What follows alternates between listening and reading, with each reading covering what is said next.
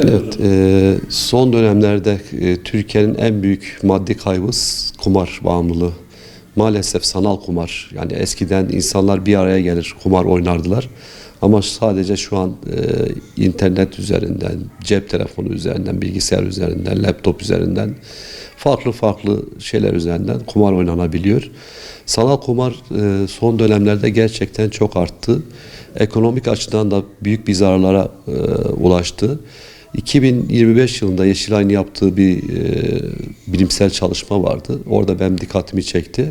Sadece 2024 verileri kayda giren, kayıt dışları artık bilmiyoruz ne kadardır. Kayda giren sadece 40 milyar dolar yıllık yurt dışına giden kumar parası.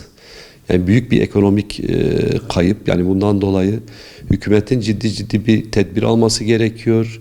Hatta dünkü haberlerde bir kumar bahis çetesine operasyon yapıldı. Bu arada bazı para şirketleri, transfer şirketleri de bu iş üzerinden işlem yaptıkları tespit edildi. Dolayısıyla bu tekrar her zaman söylediğim gibi kanunlarımızı düzgün bir şekilde yapmamız gerekiyor. Caydırıcı olması gerekiyor. Ve sanal kumarda maalesef artık kumar yaşı 14 ile 24 yaş arasında en çok oynanan yaşlar arasında girmeye başladı tespit edilenler.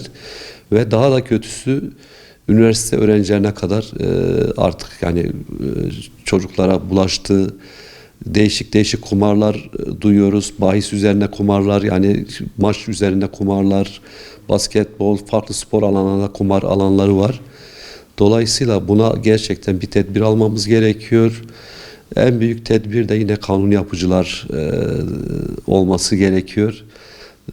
Şimdi üniversite öğrencileri demişken bizim Batman Üniversitesi'nde bir projemiz var. İnşallah o TÜBİTAK'tan geçecekse orada özellikle spor alanıyla ilgilenen kişilere eğitim vereceğiz. Çünkü bu son dönemlerde spor üzerinden bayağı bir kumar oynanmaya başladı. Bahis özellikle. Ve ben en çok dikkatimi çeken bazı futbol takımlarında kumar şirketlerinin reklam alması. Biliyor musun? Velhasıl benzeri şeyler var. Dolayısıyla o tür şeylerin bir an önce yasaklanması gerekir. Çünkü reklam çok önemli. Orada da özendirici oluyor. Çocukların merak ediyor ve kendi tuttuğu takımda o reklamı görünce acaba bu şirket kimdir, nedir, neyin nesidir derken bu işe ulaşabiliyorlar. Yani ailelere her zamanki çağrım şu: yani çocuklarınıza zaman ayırın. Girdikleri internette sayfalara dikkat edin. Mümkünse beraber bakın ne yapıyorlar, ne ediyorlar. Kumarın kötü alışkanlık olduğunu söyleyin, bildirin. Yani bunu okuldaki öğretmenler de mutlaka onlar da söylüyordur. Ama ebeveyn olarak biz de çocuklara bunu söylememiz lazım. Bir de aşırı bir para tüketimi varsa onu mutlaka sorgulamamız gerekir. Bu çocuk bu parayı nereye harcıyor? Çünkü kumar öyle bir illet ki para dayanmıyor. Bakıyorsunuz yani bu işe bulaşan danışanlarımız oluyor.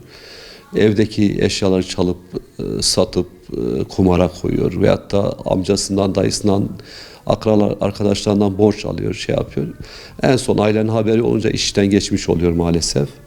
Dolayısıyla anne babalar bu konularda dikkat etmesi gerekiyor. Çocukların arkadaşlarını tanımaları gerekiyor. Zaman geçirmeleri gerekiyor. Ve şunu da söyleyeceğim. Yani bununla ilgili mücadele nasıl yapılabilir? Daha önce bizim dönemimizde mesela içki reklamları, sigara reklamları gazetelerde, televizyonlarda rahat serbestti. Sonradan yasaklandı.